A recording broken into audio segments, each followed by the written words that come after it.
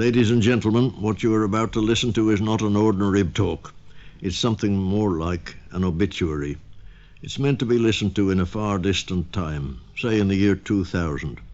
What I'm doing is to raise a sort of monument to myself, something for people to listen to and say, this is the voice of a man who enjoyed a certain measure of publicity in his time and whose name is long since forgotten. That being the purpose of it, I've been asked to begin with something about myself, something autobiographical, in fact. So I'm going to start by repeating some reminiscences I gave to Perth listeners about a year ago. Of course, it's desperately egotistical. Autobiography has to be. 4 years ago, to be exact, I found myself in a little fishing village called Rosehearty, way up in the north of Scotland. After depositing my luggage at the only inn in the village, and a very good inn it is, I wandered about among the fishermen's cottages for a while, till I caught sight of a grey stone house on a hill behind the village, a house in which I was particularly interested. So interested that I boldly knocked at the door and asked to see the master of the house. This turned out to be an old gentleman, retired from business, very amiable and very well up in the history of the village. He was kind enough to show me over the house. He noticed that I seemed particularly interested in an upstairs room, and I thought it only courteous to explain. You see, I said, I happened to be born in that room about 80 years ago. The old gentleman's reply was, "Dearie me, then you mun be 80 years old." The Scottish mind moves slowly but with unerring logic. Of that event, my birth, important as it was to me personally, I have no recollection. I've never been psychoanalyzed. But other rooms in that house did awaken memories. Always when one looks back on one's childhood, certain moments seem to stand out with vivid intensity. For instance, the sight of the room that had been my father's study brought back, as if it had been yesterday, the morning when I was awakened by my mother's agitated voice calling out, "The house is on fire." Some smouldering newspapers had in the night burst into flame. A bookcase had caught fire. Smoke pouring from the windows had attracted the attention of some passer-by, and presently a group of fishermen were busy with ropes and buckets saving my father's valuable theological library. I forgot to mention, by the way, that my father was a minister of the gospel and a lifelong collector of theological books. A good many volumes were destroyed by that fire, which I now find surprising, because books, as you will know if you've ever tried to burn one, are not very inflammable. I don't like to suggest that books on theology may be particularly dry. Anyhow, what I remember was not my fears for the safety of my father's books, but for the safety of my precious self. I could hear people running to and fro with buckets of water, and I felt sure that everybody had forgotten me, and that I would shortly suffer the fate of a Christian martyr. So one of my earliest recollections is this signal example of the egoism of a child.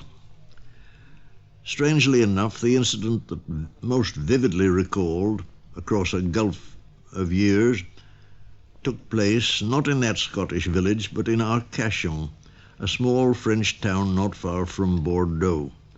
My father had retired from the ministry, and it was decided that 6 months in that salubrious French watering place would do us all good. The town lived on oysters and invalids. The oyster beds were the main business of the summer town, as it was called. The winter town on higher ground consisted mainly of villas let to people who for health reasons desired a mild climate. My mother wrote a little book called Arcachon as a Health Resort. I have no copy of it, but I remember that the first sentence of it was, "We live in an age of locomotion." If she wrote that in 1880, what would she write if she lived today? We were bounded on the west by the Bay of Biscay, and on all the other sides by a vast pine forest where the treetops met overhead and shut out the sun, so that you could walk for miles through a pillared cathedral twilight, treading in perfect silence a deep carpet of pine needles, and meeting only an occasional uncommunicative resin gatherer or charcoal burner. How well I remember the silence and the scent of that forest. I wonder if it's still the same.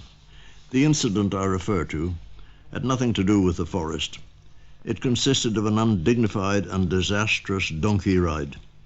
The way it happened was this. In the upper town, the winter town, there was a church fete in a public garden.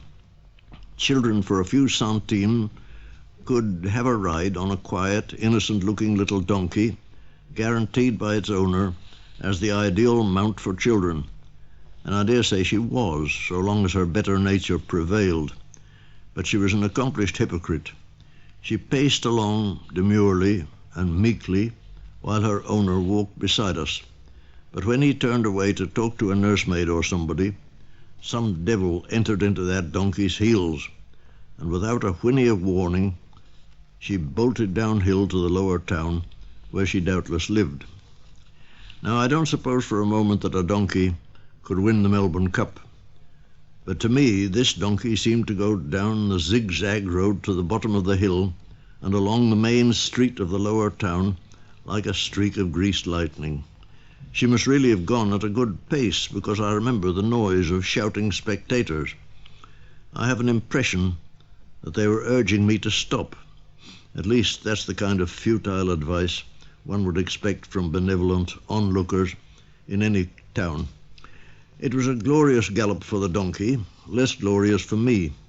The lamp-posts in that town had projecting bars about 4 feet from the ground for the use of lamplighters. The donkey galloped under one of these bars, which got me just above the bridge of my nose, so that I was left behind. The donkey raced away unheeding. I lay on the ground unheeding. Why I wasn't killed I've never rightly understood. Perhaps we were galloping at a less furious pace than I imagined. Perhaps my skull is abnormally thick.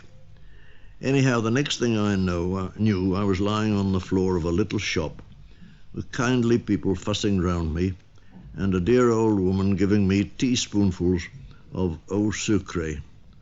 Water with sugar in it is not, I understand, what modern doctors prescribe for a blow on the skull, but to a youngster in pain and alone among foreigners, the solicitude on those friendly faces was extraordinarily comforting and restorative.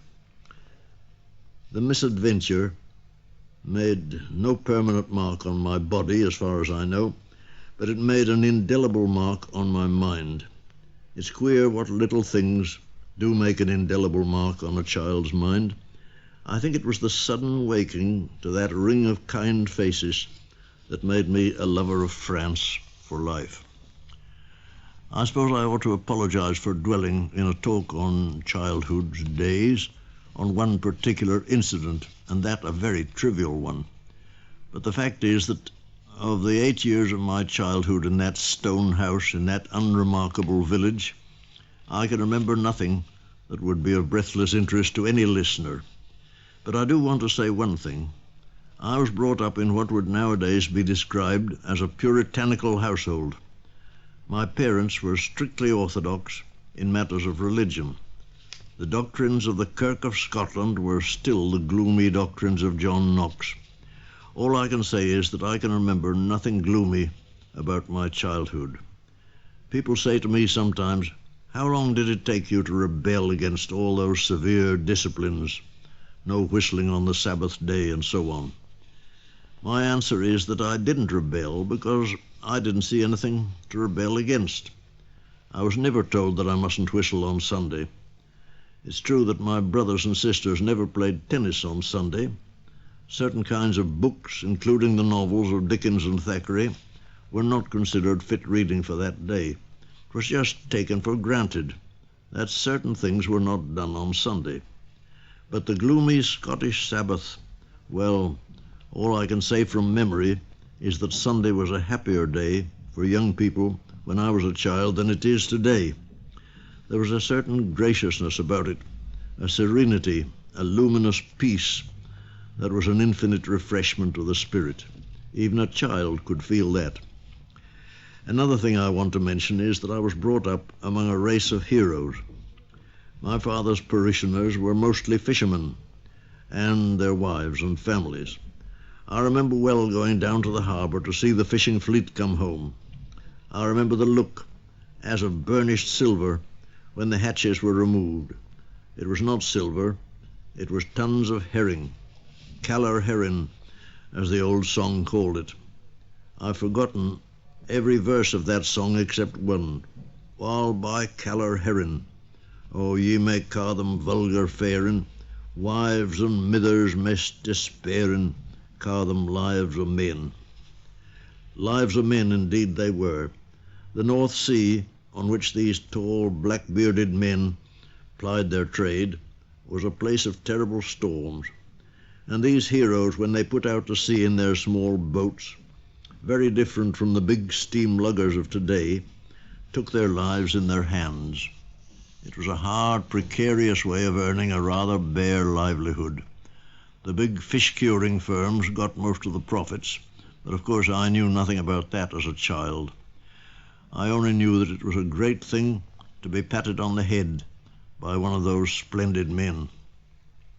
One other incident I want to mention in honor of an old nurse of mine who must have been dead these many years.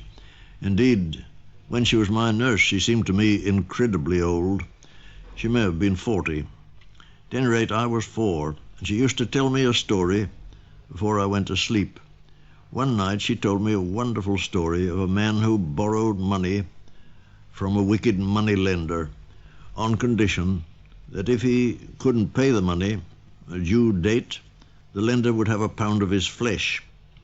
In the end, the man couldn't pay, and the money lender had a sharp knife ready to take a pound of flesh when he was suddenly warned that he must take the flesh out without shedding a drop of the man's blood, which of course even a money lender couldn't do.